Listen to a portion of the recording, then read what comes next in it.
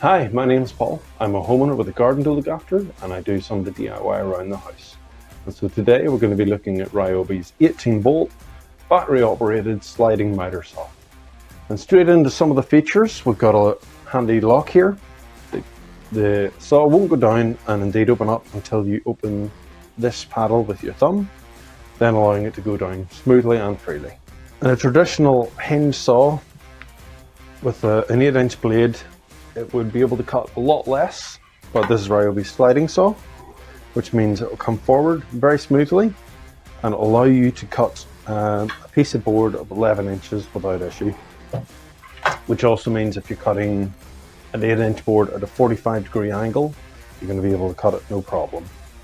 It's also got these bars to the side for stability with the board, and it's got a clamp to free up your hands so that you can get the board into place without problems. Then we have the lock down here to keep the angle in place, which opens just like that and goes wherever you need it, all the way up to 45 degrees in either direction, with a positive lock in some of the bigger numbers as well, and it locks in just like that. The housing for the blade is all metal, good sturdy construction.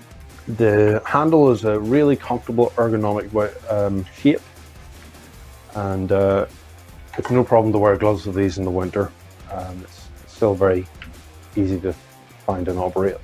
It also has a laser which switches on here, and with very little adjustment, it lined up very nicely on the kerf of the boards that I've been cutting, and it makes it much easier to get boards into the right place so that I can start to adjust it in for its final cut position.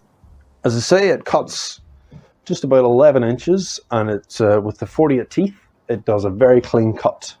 Additionally, you can change the angle of the miter with the very handy handle back here, which is nice and positively locked.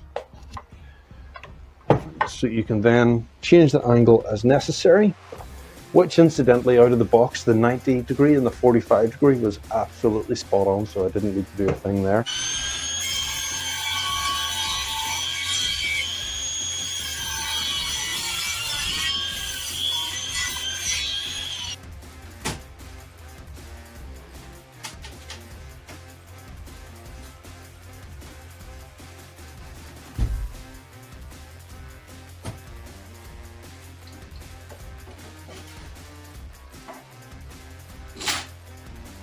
So what I like about this product, it's a sliding saw, which gives it a much larger cut capacity than if it was a fixed blade, making it much more useful on different occasions.